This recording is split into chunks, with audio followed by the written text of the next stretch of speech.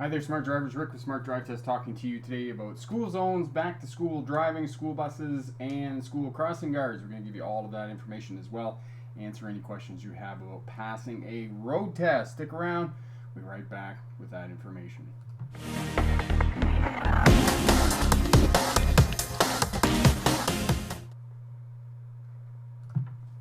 Hi there, Smart Drivers. Welcome back. Rick with Smart Drive Test talking to you today about school zones. And yes, we're going to talk about all that and get you going on back to school, getting back into the routine of the kids going back to school and whatnot. I know that I just got back from holidays, had 3 weeks off here, and it has been really great. So Katie is here from Arkansas. Jade is here. Mad Trucker waiting from cold England. Is that New England or the real England? Traveling photographer, hi from Vancouver, and AJ is here as well. So it's good to see all of the smart drivers back on the live stream here, and it's good to be back. And I tell you, it has been nice to be away and get a bit of perspective on what I've been doing with the business, what I've been doing with the Smart Drive Test channel, YouTube channel, the website, and scaling all of that up, and coming to grips with social media content that I'm going to start putting out, and I'm going to start coordinating all of that. And the other thing that I've done as well here while I was away thinking about was beginning to engage on Instagram, and I've split Instagram up. I've decided that I'm gonna leave the YouTube channel as it is, as sort of one place for everything, and then what I'm gonna do is I'm gonna split up the Instagram channel. So I'm gonna have one for just getting your first license. I'm gonna have another one for CDL drivers, commercial driver's license, for those getting a truck or bus license, and then I'm gonna have a third Instagram channel for just defensive driving and trailering and those types of things. So lots of other people joining here. So if you're just joining in here, let us know where you're joining in from in the world and what class of license you're going for. Imrad is Guide for Quebec Knowledge Test. Yes, and it's Twix. It's his birthday, his or her birthday. I think it's a him. Anyway, happy birthday. That is terrific that it's your birthday today on the 2nd of September. Imorle, Fina, we'll just call you Fina. Hi from Montana. That's awesome. The Mad Trucker says he's in cold England near Ireland. I'm not sure you can do that because I believe that Ireland's a different island. Anyway, Sasha has a road test tomorrow. Any last minute tips? Yes, we will definitely give you that as well. Sasha's in Toronto. So welcome everybody. And without further ado, what I'm going to do is I'm going to get right over to the PowerPoint presentation, and I'll get through that, and then I'll come back. I'll answer any questions you have about getting a license, defensive driving, about passing a road test first time, and again, I believe it was Sasha wanted some tips about last minute tips in terms of going for her road test tomorrow, and last minute tips for road test preparation. So just have a look at the final road test playlist there and have a look at that as well. We'll give you some other tips as soon as we get back here about school buses. So we'll get going on that here. Just bear with me here 1 second and transition over. Okay, so back to school. Tomorrow is back to school for most kids. My kids are only going back for a couple of hours, and then they are let go for the day. So they have a couple of days of just part-time. So school buses are going to be appearing on our roadways again in the capacity of transporting school children. School zone signs will be in effect between most of the time between 8 a.m. and 5 p.m. in the afternoon. School crossing guards will be out in the morning before school and in the afternoon after school. Know that school crosswalk signs will be applicable because students will be there, and if you have a road test, ensure that you are scanning vigilantly and are prepared to stop when in school zone areas. Alright, and I clicked the wrong thing. Just bear with me here. There we go. And now we're definitely on the wrong thing. Page down. There we go. Get all my fingers working right. A little rusty after coming back after a holiday. So for those of you who may be new to the Smart Drive Test channel, my name is Rick August. I do have a PhD in legal history, which is the study of policing, courts, and prisons. And oddly enough, my expertise is in policing as it relates to traffic. As well, I was a commercial truck driver, over-the-road truck driver for most of the 1990s, transported freight from Canada into the United States and back to Canada again. And in 1997, I became a commercial truck driving instructor, a licensed driving instructor with an expertise in air brakes. I did mostly truck driver training and bus training, air brakes, as I said, and but I did work as a driver rehabilitation specialist, working with people with who had a debilitating injury or some sort of stroke or whatnot, teaching them how to drive with hand controls and with those limitations.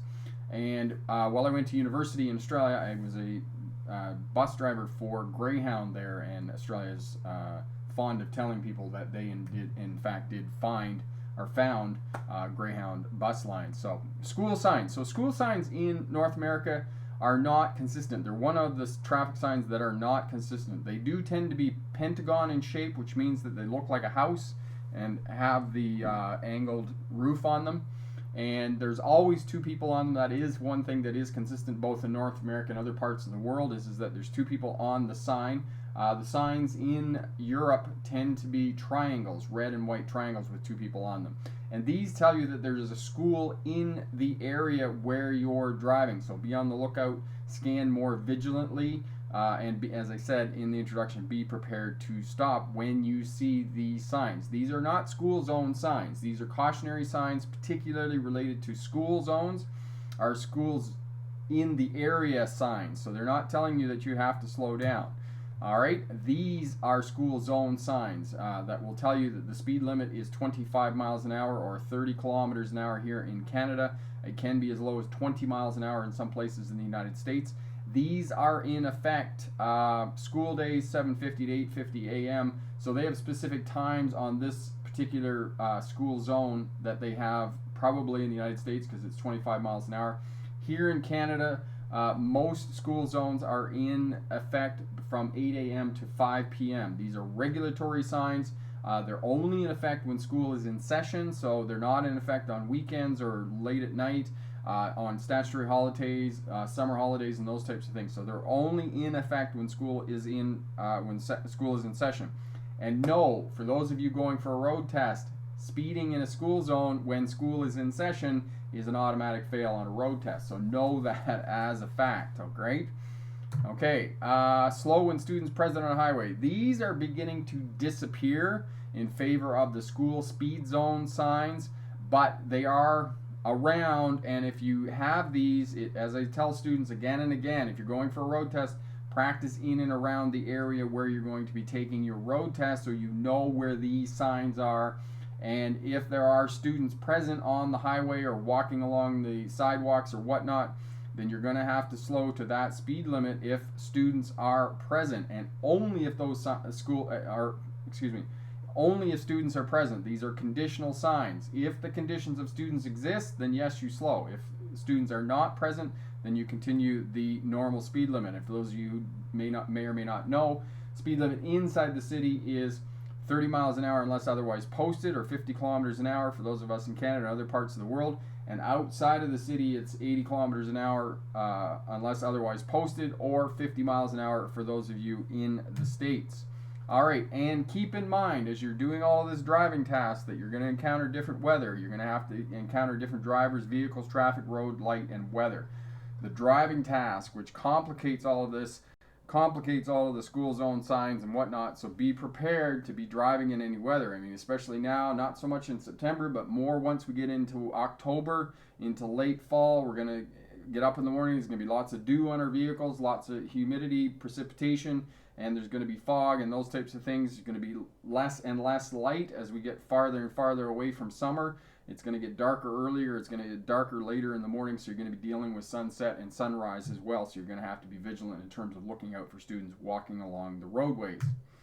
School buses are going to appear on our roadways, and I find it difficult to understand that drivers are still passing school buses, and this gets a fair bit of outrage on social media.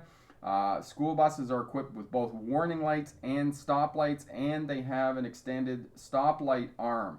You can find them in both rural and urban areas, And as I said, they're going to have a stop sign. And most school buses now are going to be fitted with dash cams. So if you decide that you're going to pass a school bus with the stop sign arm extended, the lights flashing, you are probably going to be caught on camera. And if you're caught on camera, you're going to be penalized to the fullest extent of the law. And I know it is severe. In Ontario, for example, you're allowed 15 demerit points on your license before your license is suspended. And the penalty for passing a school bus is, I believe it's 9 or 10 points. So it's almost at the point where you get so many demerits on your license that you're going to be hauled in by the MTO or the other authority, the DOT in the United States or whomever, and you're going to have to explain why you have the right to keep your license. Because keep in mind, a driver's license is a privilege. It is not a right. So know that. As well, school crossing guards are going to be coming out tomorrow with the return to school. And keep in mind that crossing guards have the same authority as police. If they're standing in the middle of the road with the stop sign extended, you must come to a complete stop until pedestrians finish and complete crossing the roadway, and the school crossing guard has attained the curb and put the sign down. So know that as well, that in conjunction with schools zone signs being in effect, school buses having to stop for school buses, and they're going to be on our roadways, you're also going to see school crossing guards. So you're going to contend with all of this tomorrow as school goes back in session. And good luck on your road test if you have one coming up. And remember, pick the best answer, not necessarily the right answer. All right, so we'll get back over here. We'll answer any questions that you have, and we'll get into the right one here for transition back. There we go. All right. So AJ, until I got my permit, I thought that was a husband and wife on the sign. That could potentially be one of the ways that you remember it, AJ, is that there's husband and wife on the sign. But the way that I always remember it is when two valves go walking, one does the talking, and that's the way that I remember it for school, as opposed to playground signs, which only have one person on them. So that's how you can remember the two signs. Okay, Sundari, hello, I'm from Malaysia, and you're taking your road test tomorrow there in Malaysia. That is simply awesome that you're going to be doing that. Just bear with me here 1 sec. I'm just going to turn down the brightness. I think I'm a little bit bright here on the feed. Advanced. There we go. Just turn that down just a little bit. There we go. I think that's going to be better. Excellent. So Kate is going for regular driving, and Fina, you have your road test on the 5th. Ashamir got his motorcycle endorsement license. That's excellent. Mad Trucker in the UK and Europe, it's 20 miles an hour for speed limits, and it's a white triangle with a red outline. Yes, excellent. Thank you for that information, Mad Trucker. For anybody who might be visiting the UK or Europe, know that it's a triangle, red border, white background. And it's the same. It has two people on the sign, so know that it's going to be 20 miles per hour there in Europe and the UK. Excellent. Brian, hello, Brian. How are you? Where are you from? Ruthanna, hello. Ruthanna, no, you're not late. We just got started here. We're about a quarter way through the live stream. So if you have any questions about getting a road test or whatnot, starting a career as a truck or bus driver, or any defensive driving questions as well, we can answer that as well. Okay, Ednaj, I hope I'm saying that right. I do apologize. I'm due for a road test in 2 weeks. It will be my third time, and you're kind of nervous. Excellent. Hopefully you've been getting lots of practice. You're in Quebec. The other thing I might suggest, if you haven't been taking driving lessons, is to book a practice driving test with a local driving school. That will really help you out in terms of passing your road test and being successful the next time. Okay, and Corey is here. He's a little bit late, but that's all good. Hello, Corey. Glad you could make it today. That's brilliant. I know it's been a couple of days off for us here on Smart Drive Test, but it's awesome to be back. Katie, are you allowed to pass a school bus on the opposite side of this? Is a median in the middle? Does it matter? Katie, it depends where you are. I know in the state of New York, because I put the school bus videos up, and Corey will put those up just as a reminder, that if there is a median dividing a multi-lane highway and you have a school bus, in most places here in Canada, no, you don't have to stop for the school bus. In the state of New York, however, the law is different, that you do in fact, but people in New York complain a lot that a lot of people pass school buses because I don't think that law is widely known, that if there's a median down the center that you have to stop for the bus as well. But as the other thing in my mind is, when I think about that, I think of that as an incredibly unpredictable action. If there is a school bus on the side of a physical concrete barrier and it has its lights flashing and it's picking up children or alighting students off the bus or on the bus, and you come to a stop on the other side of that median, other drivers are really going to be wondering what you're doing, and you're going to be executing an unpredictable action. So be very, very careful if you decide to come to a stop for that school bus, because other drivers are not going to know what you're doing. My love channel, thank you so much. You are most welcome, my friend. I'm glad you're here, part of the Smart Driver community. That's awesome. Tommy, in the US, some school buses have 2 stop signs, but the back one doesn't have the word stop on it.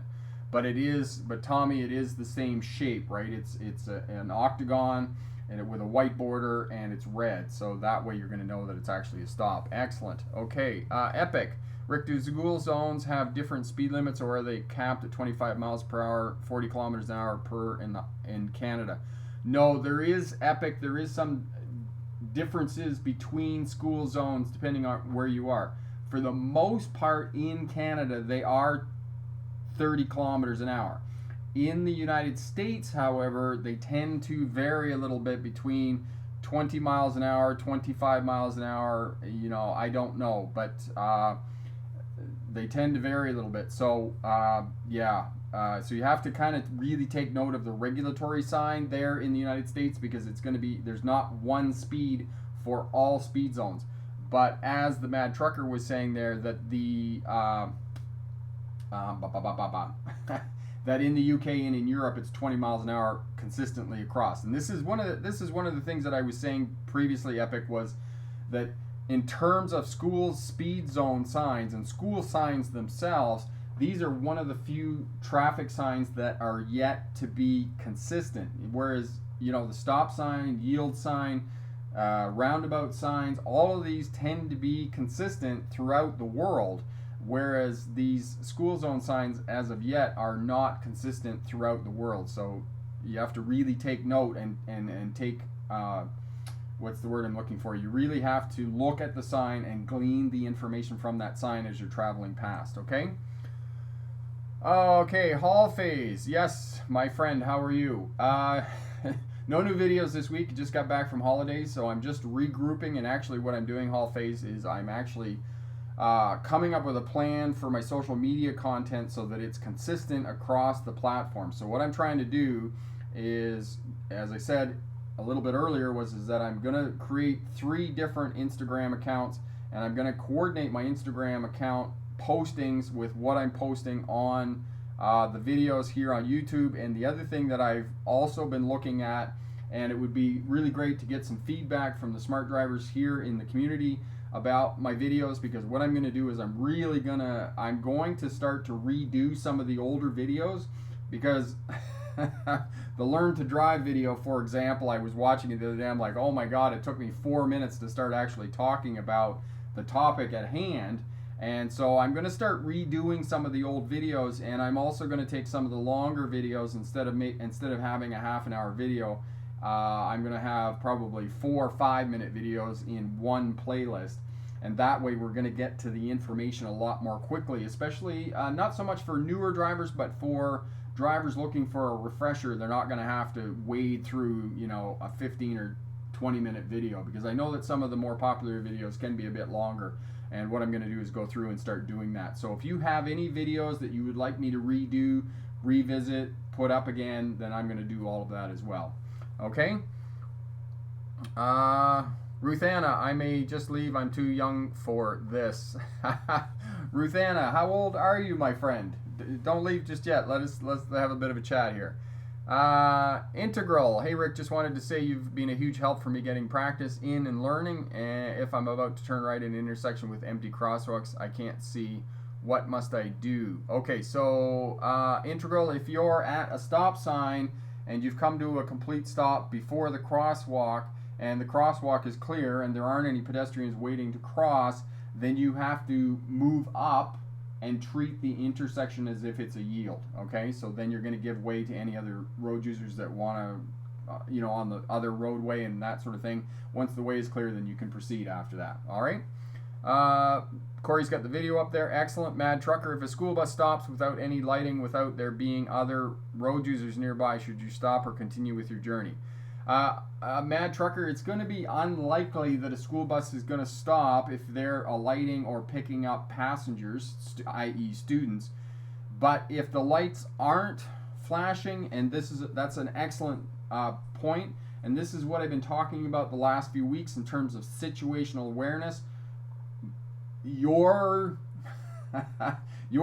yellow alert should be going off. The bell should be dinging. Ding, ding, ding, ding, ding. There's something wrong.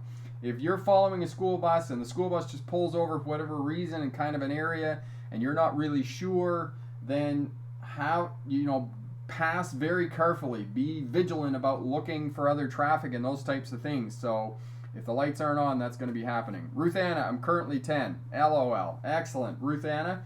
Well, we'll definitely help you out when you're ready here in, 5-6 years? You'll be ready to go on your license? Stop back and we'll get you going here. And I think we're going to do some other stuff for you in terms of kids and walking and pedestrian safety and those types of things. Tommy wants a story. Okay, let me work on that in the back of my mind here while I'm asking a couple other questions. AJ, is learning routes difficult? I want to be a bus driver. Okay, so you sent me an email, AJ, about that. So what you need to do, AJ, in terms of learning routes, and this is an excellent question, and this is also goes along for people who just recently got their license and you're trying to find destinations and those types of things. And I'm going to tell you, here's your story, Tommy. So we're at home in Ontario. And of course, I'm relying on my phone with data, so I'm trying not to use a whole lot of data.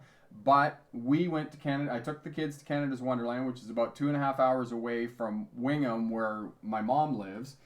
And so, didn't take my own advice. What do? I just turn the phone on and I listen to the phone to get us to Canada's Wonderland.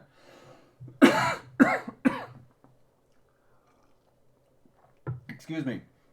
And I'm not sure if Google taps into the road reports and the traffic reports and whatnot and those types of things. But anyway, it took us on this very circuitous route, and it's like we're going down all these back roads and residential areas, and I'm like, oh my God, where the heck is Google taking us? And so the point in terms of learning routes and navigating and route planning is that consult 2 sources at least before you get in the vehicle and take off. Because essentially all we had to do in Ontario to get to Canada's Wonderland was get on number 9 highway, drive to the 427, and then go south on the 427. We went right to Canada's Wonderland, and because that was the way we came back. And I was like, well, that's a lot easier than the way we got down there. The way we got down there was kind of crazy. So learning routes, learning your bus routes, go on Google and write it out in your own writing, where you're going to turn left, where you're going to turn right. Go on Google, look at Street View, make sure that you're looking for your landmarks. So for example, you're going to turn left at McDonald's, and once you write it all down, then it's going to go into your head. So you can use your phone as well, but you're going to have some of it in your head, which is going to make it a lot easier for you to navigate when you're in the vehicle and trying to make all those turns and whatnot. The other thing is that when you're going to turn left at a particular street, and you can't find a landmark, take note of the street before it. That way you can get ready to turn right or left at a particular intersection. So for example, if you're going to turn left at Smythe Street and the street before Smythe Street is Baker Street, you're going to look for Baker Street, and then at the next street that you're going to turn right or left. That's going to help you to navigate. The other thing that you can do in terms of learning routes is, I don't know whether you get a trainer or not, but sometimes the trainers will go out with you and they will help take you around the routes and help you with those types of things and whatnot. So all of that's going to help you out in terms of learning routes for bus driving you.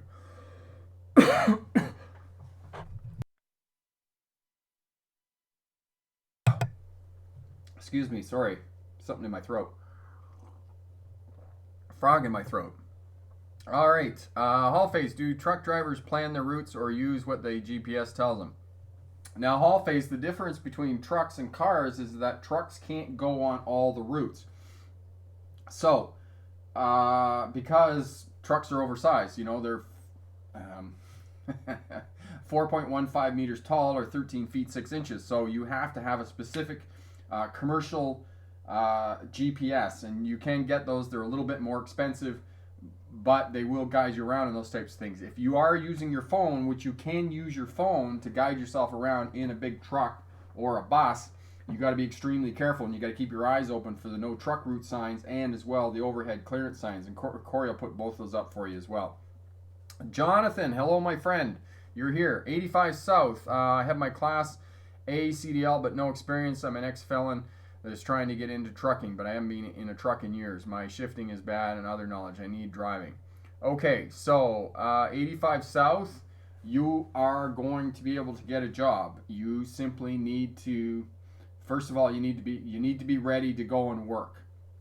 Whatever kind of work you're gonna want to do, keep that in the back of your mind. But what you need 3 to 6 months experience driving before you can go for the job that you really want. So if for 3 to 6 months you can kind of suck it up and say, okay, I'm going to do whatever I need to do to get in a truck, to get the experience that I need to be able to get the job that I want. So say, for example, you want to run local driving a dump truck.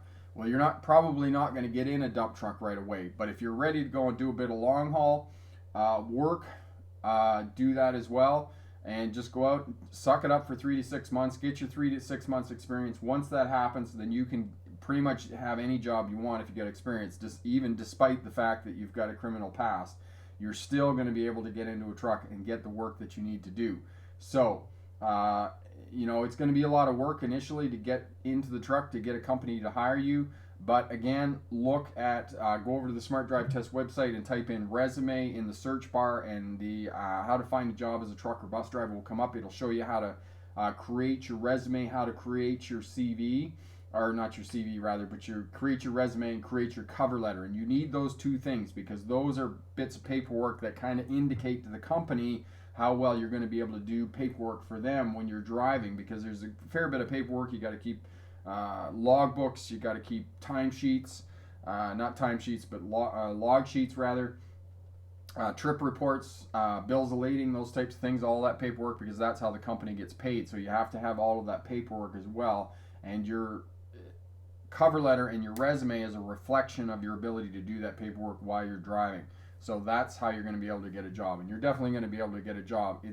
It's not going to be easy. You're going to have to do a lot of work and be prepared to kind of suck it up for a little bit. But once you get that experience, then you can pretty much do anything you want.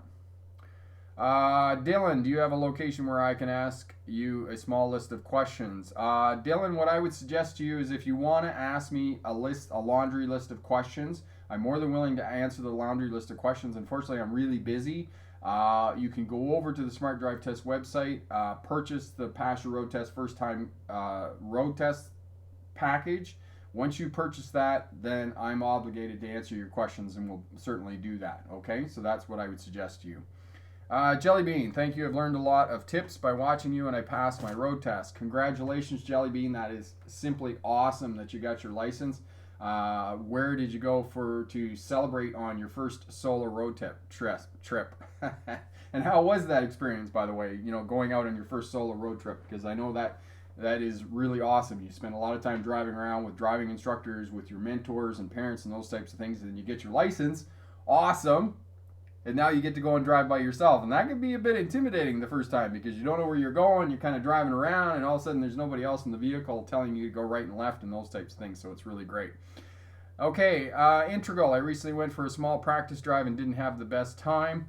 For some reason, I've lately been nervous about going out again. Do you have any tips on how to rebuild confidence for that? Yeah, Integral, simply, maybe if you're having some difficulty with your anxiety and those types of things, get some pylons, go back to the parking lot and just work in the parking lot, working with the primary controls, and maybe run over some of the pylons and those types of things and have fun with it and just get your confidence back before you head out onto the roadway and those types of things. And as well, and this goes for all people who are doing their license preparation, whether you're going for a CDL license or whether you're going for a passenger vehicle, you're going for your first license, know that you're going to have you're going to have spikes and plateaus when you're learning. It's just part of the process for us as human beings. Unfortunately, our public education system penalizes us when we make mistakes. But when we make mistakes, that's how we learn as human beings. And you're going to make mistakes driving. Even after you become a veteran driver, such as myself or other people who have 5+ years experience of driving, you still make mistakes driving. We all do. When we get in the vehicle, you know, we're so easily distracted in this day and age. And there's so many things in the vehicle that distract us. Most of the newer vehicles have telematics and those types of things. And, you know, it's difficult to focus on what you're doing, and you're going to make mistakes. But know that is part of the learning process. And what I suggest to all students, whether, you know, regardless of which class of license you're going for, once you get halfway, 2/3 into your training, revisit the fundamentals, because there's things that you're going to learn that you did not pick up the first time. And by revisiting the fundamentals, going back to the parking lot and working with the pylons, doing those slow speed maneuvers, working with the controls again, you are going to pick up some stuff that you didn't pick up the first time, and it's really going to help you out in terms of, you know, getting off that plateau and learning again, going up the learning curve and learning more information to be a successful driver and being a competent driver. Okay? Okay, Corey, no, I don't think you missed anything. That's all great. All right. Okay, Tommy, I use the map app on my phone to get to places that I've never used, Google Maps. Yes, Tommy, I might suggest you do that as well, just as a backup, because whether cell service falls out or those types of things. But I know that when Google was taking us all over the place on our way to Canada's Wonderland, I was like, where the heck is Google taking us, right?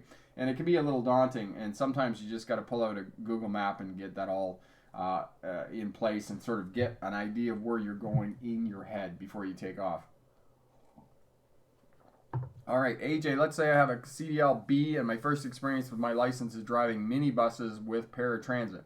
Is that credible experience for city bus driving or even the long school bus driving? Any experience, AJ, that you can get driving a commercial vehicle, doing the paperwork, maintaining a schedule, doing customer service, all of that is going to help you out in terms of getting the CDL job that you want. You know, the mini buses are kind of like big vans and those types of things. It's not going to be as good as if you could get a school bus job driving the bigger school buses. That is certainly going to help you out. But know that for any of you who are trying to get a job as a CDL driver, whether it's a bus driver or a truck driver, any experience you can get as a CDL driver, even if you go out and drive a dump truck for a couple of days, that is going to help you out to move you forward in terms of driving. Any person that you can work under and they could say, yeah, they drove for me for a couple of days, they were really good, they looked after the equipment, they filled out the paperwork correctly, you know, they showed up on time, those types of things. All of that is going to help you to get the job that you want. So any experience is simply going to be a stepping stone to your dream job, to the job that you really want. All right? Integral, thanks for very thorough advice. It made me feel better already. Excellent. Yes. Okay, Dylan, when turning right at a slip lane, do you have to wait for the guy trying to turn left? Do you get what I mean? When you're turning at a slip lane, Dylan, oftentimes the person turning left, you don't want to turn in beside them. Even if it's a multi-lane road, you want to turn into the spaces between the vehicles turning left. So the video, Corey will put it up here for you, turning right at complex intersections, and that will explain what I mean by, instead of, don't ever turn into a multi-lane road where one person is coming left and you're going to turn right. Don't turn in beside them, but rather turn in behind them into the spaces between the vehicles in that other lane. And that's going to keep you safe, and it's better defensive posturing. Okay, Taylor, I'm taking my road test for CDL B school bus driving in New York. Do you have any suggestions or videos? I know that, Raphael, that most of the information for passenger vehicle applies to school bus. What you're going to have to do, what's going to challenge you the most in terms of your Class B license is, first of all, is your turning, right? Turning left and right. And keep in mind, go left to turn right and go right to turn left. What I mean is that as you're coming up to make a right-hand turn, for example, you want to be crowding the left side of the lane to get as much space as you can to compensate for the off tracking and the tail swing of that vehicle. So left to go right and right to go left. And when you're going around curves and corners, always stay top side. So if you're going around a curve to the right, stay to the left. If you're going around a curve to the left, stay to the right. Okay, and it's going to be opposite for you, obviously, because you're in the camera on the other side there. And here's another story for Tommy. I was in Ontario. I'm driving down a 2-lane road, and I'm following a livestock tractor trailer unit, and it was obvious that the driver who had been in the truck hadn't had a whole lot of experience, because every time he went around a right-hand curve, the trailer dropped off into the gravel, and you got a big dust storm coming up behind the truck. So the driver did not have enough experience to know that stay topside on curves on highways, because you have to compensate for that off tracking all the time. So when you go around a curve, stay topside. So if you're going around to the right, stay to the left of the curve. That way the trailer's not going to drop off into the dirt and spray the vehicles behind it with a big dust cloud, okay? So know that. And apologize, but I don't remember which smart driver asked me about tips for passing a road test coming up tomorrow here. I'll get back to these other questions here in just a moment. So, any road test, regardless of where it is in the world, what class of licenses, have 4 major components: speed management, space management, observation, communication. You must have those 4 fundamental components in place to pass a road test. Space management is the most important. You have to manage space around your vehicle in relation to both fixed objects and other road users, okay? So space management, you have to stop at the correct stopping position at intersections, before the stop line, before the crosswalk lines or sidewalk, or where the edge of the 2 roads meet. When you stop in traffic, stop behind other vehicles so that you can see the tires of that vehicle making clear contact with the pavement. When you're driving down the roadway, you have to maintain a 2 to 3 second following distance for passenger vehicles, and for those in CDL vehicles, it's up to 5 second following distance. All right. And when you're faced with pedestrians, you have to give them at least 1 lane of buffer of space between you and them. And again, there's another video here as well for buffer of space between you and pedestrians. And space management around hazards or things that are unpredictable. We had the question earlier about school buses pulling off the side of the road without the lights flashing. If that happens, your red alert should be going off. Oh, something's wrong here. This is an unpredictable action. What is that school bus doing? So pass with extreme caution. Okay, second component of a road test, speed management. Posted speed limit or the flow of traffic, whichever is less. And when you're turning corners or moving out onto another roadway, get the vehicle up to the posted speed limit as quickly as possible. All right? Don't dawdle, okay? Because you can get dinged on a road test for being too cautious. So get up to speed as quickly as possible and maintain that speed for the purposes of a road test. So speed management, posted speed limit or the flow of traffic, whichever is less. Observation, you must observe correctly for the purposes of a road test. So as you're going down the road, you have to have a scanning pattern in place, which you repeat every 8 to 12 seconds as you're driving in a straightforward motion. So looking far down the road, in, check the center mirror, far down the road, both sidewalks, in, check your instrument panel, far down the road, in, check your left wing mirror, far down the road, check your right wing mirror, and then repeat that pattern. Every time you move the vehicle sideways or make a turn, you have to shoulder check 2 times minimum. All right? If you don't shoulder check on a road test, it's an automatic. You're just not going to be successful on your road test. So know that you have to shoulder check on a road test. Okay? Communication. You have to communicate effectively with other traffic and road users for the purpose of the road test. 5 ways that we communicate on when we're driving: lights and signals, horn, eye contact. If we don't know what a pedestrian is doing or another road user, get eye contact with them. And then finally, the position of your vehicle on the roadway indicates your potential actions that you're going to take. Now, the other key piece for both CDL drivers and passenger drivers who are going to go for a road test, you have to study traffic patterns.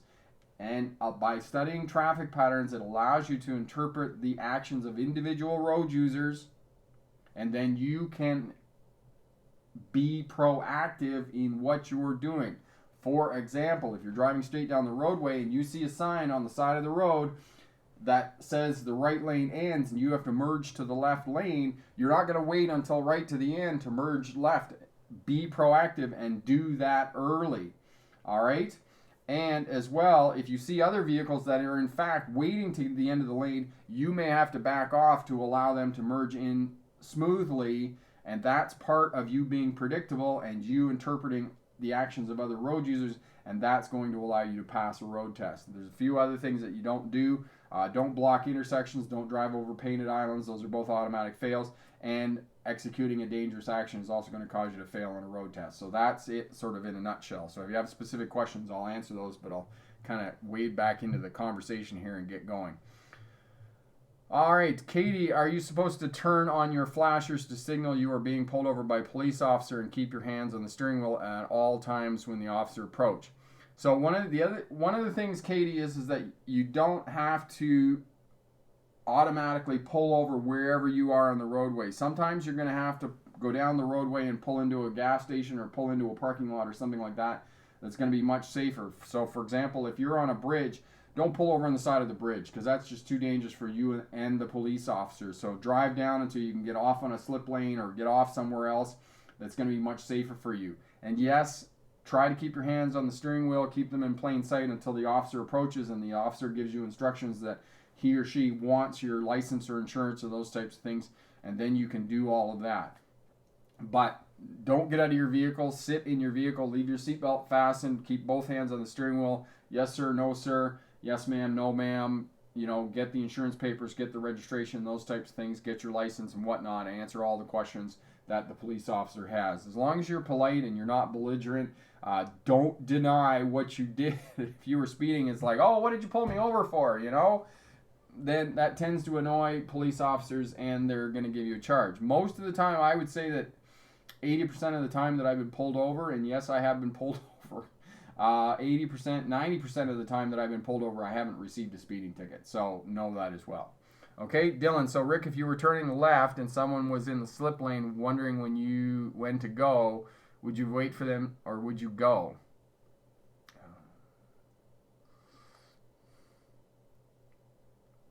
Dylan, probably you're misunderstanding what I'm telling you in terms of that. What I would suggest to you is have a look at the video, turning right at complex intersections. Once you have a look at that, then come back and ask me that question again, because it's a little bit situational. And what I might suggest to you is go out with a veteran driver, do what the question you're asking me, and then that veteran driver can give you a bit of feedback, because when I'm not in the vehicle with you, it's difficult for me to give you specific feedback about what you should and shouldn't do.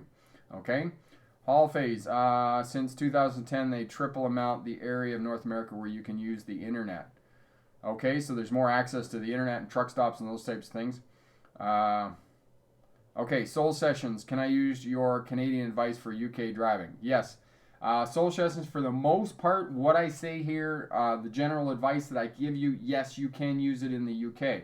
As well, Soul Sessions, I'm planning a trip to the UK in the spring of 2020 to come and do some videos there as well. But most of what I say, speed management, space management, observation, communication, all of that stuff is applicable to what you are doing in the UK. And the other thing that I would tell you, Soul Session, the same thing that I tell other people, other smart drivers here on the channel, if you're not taking driver training, in 7 to 10 days before you go and take your road test, book a practice driving test with a local driving school. The driving examiner will take you out for a road test, and they will give you feedback on your driving abilities. They will tell you which skills, abilities, and techniques need to be strengthened for the purposes of the road test. As well, they will take you on the road test route around the test center where you're going to be taking your test. And all of that is extremely valuable because it builds your self-confidence. And if something is crucially wrong or crucially weak and needs to be strengthened for the purposes of passing the road test, you have time to work on that, and you can work on that and then go and take your road test with confidence. And I say this to students that it's a really good return on investment, because if you fail your road test, one of the biggest parts in terms of taking your road test again is you have to rebuild your confidence. So it's better to be prepared, because remember, as Edna says in The Incredibles, luck favors the prepared, darling. So do a practice driving test if you're not taking driving lessons. All right. Okay, Jonathan, AJ, if you wish to train me to, then I wouldn't mind. I have the license to drive the big buses, but they need time to train me to make sure I operate it properly. Yes, and it's always good when you're going for CDL work that you go for a company that is going to spend some time training you. When I went to work for Greyhound in Australia, they spent probably 10 days, or I spent probably 10 days rather, with a mentor, with a senior driver in the bus. And one of my fears or questions about driving a Greyhound bus is, what do you do when the bus breaks down? That was one of my things. And fortunately, during training with a mentor, the bus did in fact break down. And we broke down in a service station. Fortunately, we were able to limp the bus into the service station. And the really great thing about that is that as long as you keep the passengers informed of what's going on, then the passengers are going to be really great and they're going to help you out. So that was one of the really great things that happened while I was training, was that in fact the bus did break down, and it answered one of my very pertinent questions that I had about driving a bus. What do you do with the passengers? Because it's not like driving truck where the freight doesn't care when the truck breaks down. Passengers, on the other hand, do care because they want to get to their destination as quickly as possible. Okay, Dylan, you didn't. Corey, can you get that video up for Dylan there on turning right at complex intersections? All right. Okay, Jonathan, AJ, was told a story by my boss that someone who worked where I am called a friend to drive the kids to school instead of notifying dispatcher about the vehicle breaking down. He got fired. Yeah, he definitely would. And the other thing, Jonathan, that I might suggest, if Corey can find that video as well, is the video on dispatchers, what dispatchers do, and you having to communicate with dispatch as a CDL driver, whether it's a bus or a truck. You have to communicate with dispatch, because dispatch's job is to coordinate passenger movement or freight movement with available equipment and drivers. And if your vehicle breaks down, the first person that you need to notify is dispatch. You don't call somebody else. You don't go off doing willy-nilly whatever. That's not your call, because you just don't get paid enough to do that.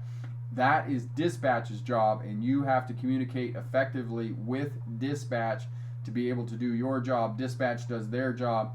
And I'll tell you right now that one of two things happen when buses break down and they need to move passengers. Usually what happens is, first they call a mechanic, second they call another bus in, and whichever one gets there first is what happens to the bus. So if the mechanic gets there first, the bus usually can be fixed by the mechanic, or they'll ship out another bus, and then they'll load the passengers onto it, and you'll take off in that bus, and then the mechanic will come out and they'll fix the other bus and take it back to the yard or whatnot. So that's usually what happens. Okay.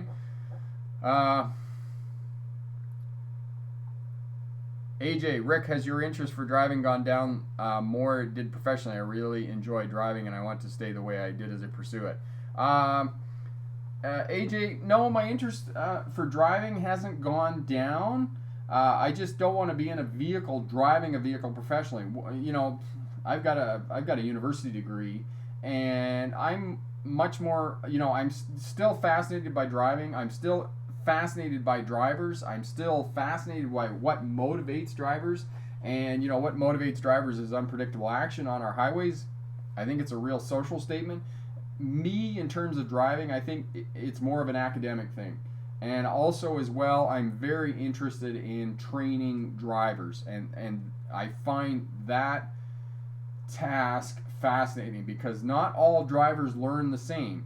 And if I can help drivers to learn, then and I can explain it easier, more simply for them to be able to learn, then I think that's where I'm at in terms of my journey, in terms of professional driver, professional driving instructor, and whatnot. And that's where I'm at with the YouTube channel and with my business and building a business and scaling it up and those types of things and helping more and more people. That's really where I'm at in terms of my journey along, sort of my lifetime, work with professional driving and professional driving instruction. So it's not that I'm not interested anymore. It's just I'm in a different place where I want to help other people to learn how to drive and other people to have careers as truck and bus drivers and other people to get their license. Okay, Dylan. Rick, if cars on the same road but opposite side arrive at a four-way stop at the same time and are both going straight, can they both go at the same time? Yes, they can, Dylan. If they're on opposite sides and they're both going straight, yes.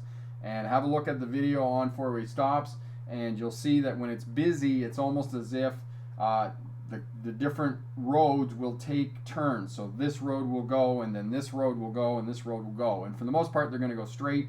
If this lane's going straight and this is turning right, that person can turn right and this person can come straight through. If both sides, that side and this side, are both turning left, they can turn left at the same time. So that's essentially what happens. And if you want to, the best way to understand four-way stops sometimes is to simply go out when the four-way stop is busy in the morning and just, hang out there for 10 minutes, watch what the traffic does, and that'll give you a really good idea of how to move through a four-way stop sign safely and whatnot.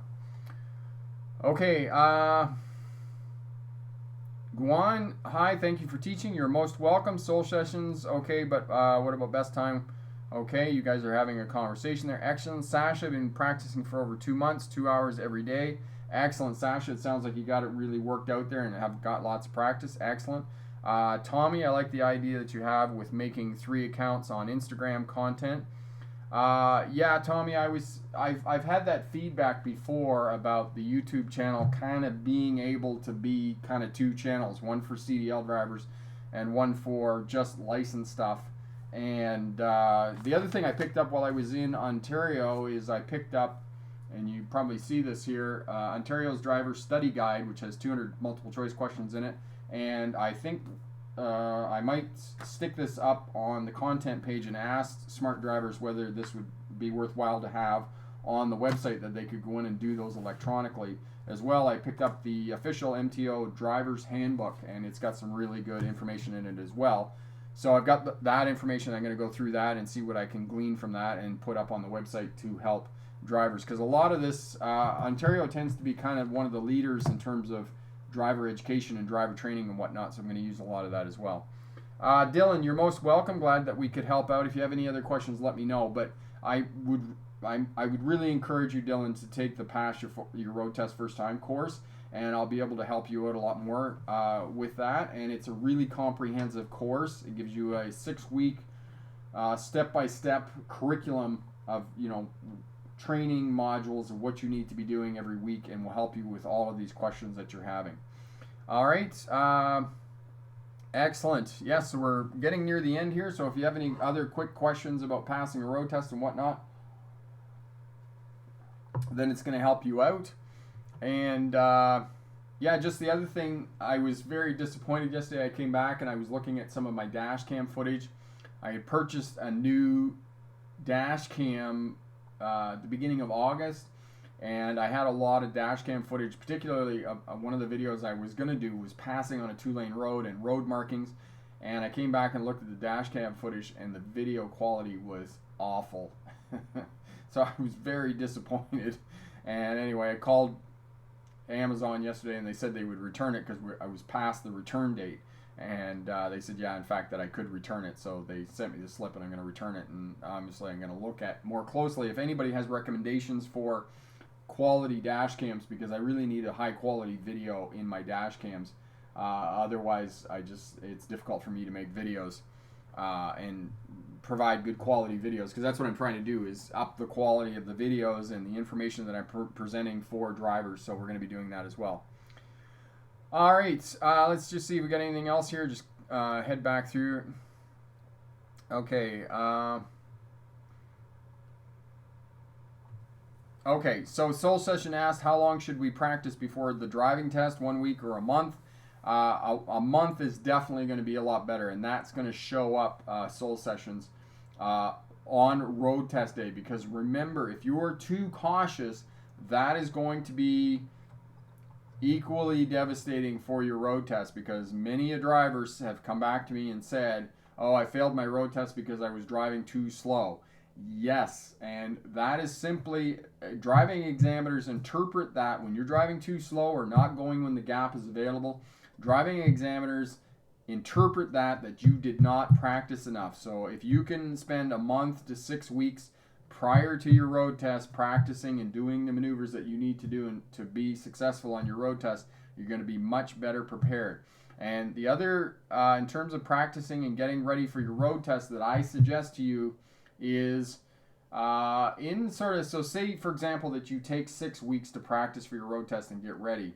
The 4 weeks leading up to your road test, try and practice in as many different vehicles as you can, and try to practice with as many different mentors as you can, because that is going to prepare you for the driving examiner getting in the vehicle. Because you got to realize you're going to get a complete stranger in your vehicle who's going to be giving you feedback and marking your, your driving ability according to a set standard. So you're going to need to be ready for that. And if you can do that in the 4 weeks leading up, and then the last 2 weeks stay in the same vehicle, stay with the same mentor, that's going to give you really good preparation for you to pass your road test, right? Hall phase, my past questions. Did I miss your questions? Sorry. Okay, just repeat them, Hall phase, and I'll get back to you here. Okay, Sasha, if I make a left turn at a major intersection, I'm first in line. Do I go over the line until there is no car coming, then I continue, or I wait behind the line? So, Sasha, what you want to do is you want to put the front steer tires on the front crosswalk line. You want to wait there as you see the gap coming where you're going to turn, so you can see the vehicles coming. You see there's a big enough gap for you to turn left. When you see that gap, it's called meeting the gap. So as that gap's coming forward towards you, then you want to move into the intersection. When you get the gap, then you turn left. That's what you want to do. You want to meet the gap. Dylan, Rick, when you're pulling out of a driveway to turn right and someone wants to turn into the driveway, could you both go at the same time? Yes, you can, Dylan. You can both go at the same time for sure. Hall phase, is getting multiple YouTube channels better than Instagram?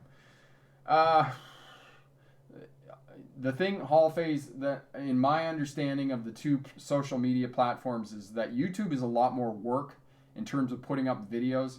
It's an incredible amount of work to get videos up on YouTube. I mean, just making the video is only half of it. The other half of it is putting up it on YouTube. You got to put it up on YouTube, and then you got to take the closed caption, make it into a blog post, put it on your website. So it's a lot of work. Whereas YouTube, Instagram tends to be a little bit easier, and as well, I don't think Instagram quite demands the frequency that YouTube does.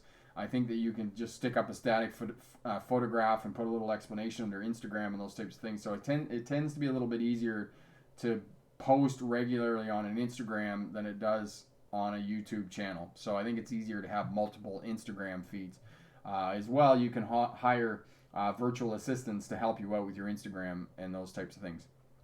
Okay, Logan, thank you so much, and I appreciate you being here and part of the Smart Drive Test community. Okay, Dylan, okay, how would I go about backing out of a driveway onto a busy road in the far lane?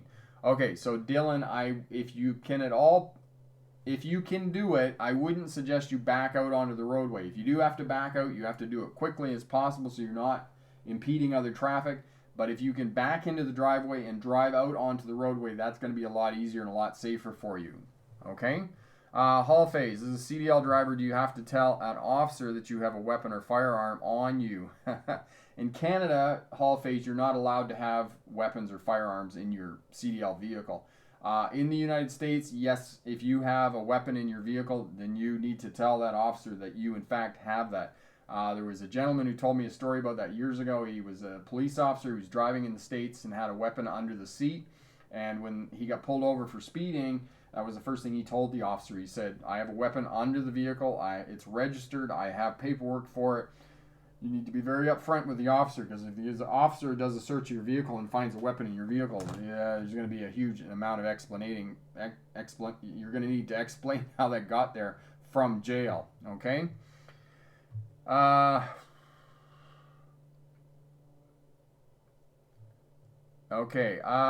Katie, my niece flashed an 18-wheeler and he moved into our lane. Are we supposed to do that? Katie, you can. It's one thing that you can do. you know, do it sparingly. Some drivers are going to do it, some drivers are not going to do it, but it's certainly a courtesy for sure. And basically what Katie's asking me is that when a tractor trailer unit passes you, you can kind of flash your lights when the truck is passed, and that will tell him or her that they're past you and move back in, because it's difficult to judge that distance. And oftentimes, for those of us who are CDL drivers, when we pass vehicles, we'll usually pass, and you'll see that we'll go 2 or 3 lengths in front just to make sure that we have enough safety. But if the vehicle behind us flashes lights, it's telling the CDL driver that it's safe for them to move back over. Okay, Soul Sessions. Okay, it's me. Can we pass vehicle from the right? You can, but not on a road test. Don't do that on a road test. You won't be successful. And know as well, as far as defensive posturing goes, it's not your safest move. You can do it, but it's not ideal. All right, so we're going to wrap up there. Thank you, everybody, for participating. And just one sec here. There we go. Make sure you head over to the Smart Drive Test website. Pick up your Pass Your Road Test First Time checklist. That will help you out as well. Great package over there.